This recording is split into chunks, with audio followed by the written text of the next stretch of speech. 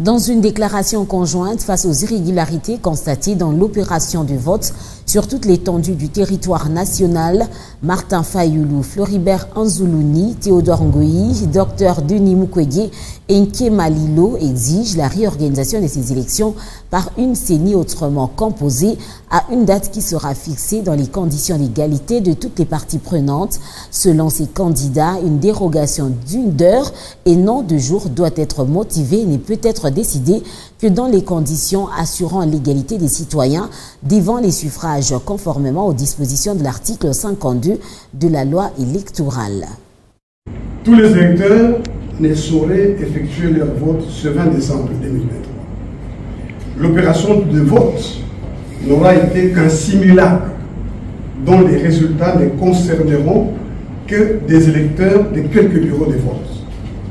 En conséquence, nous appelons le peuple congolais, la CENI, le gouvernement, la SADC, l'Union africaine et la communauté internationale, 1. à constater qu'au matin du jeudi 21 décembre 2023, les élections générales prévues au 20 décembre 2023 n'auront pas eu lieu, comme le prévoit la Constitution et la loi électorale. 2. à constater qu'il n'existe légalement aucune dérogation possible au jour du scrutin.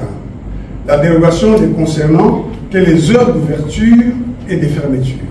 Une telle dérogation d'heure et non de jour doit être motivée et ne peut être décidée que dans les conditions assurant l'égalité des citoyens devant le suffrage, conformément aux dispositions de l'article 52 de la loi électorale. 3. à constater l'impossibilité constitutionnelle et légale pour la CENI de déroger au jour fixé pour l'élection générale, c'est-à-dire le 20 décembre 2023, comme l'a relevé la Cour constitutionnelle sous R-Cons 2120 en réponse à notre requête en examen de la régularité du processus électoral en question, par l'usage du concept délais électoraux incompressibles.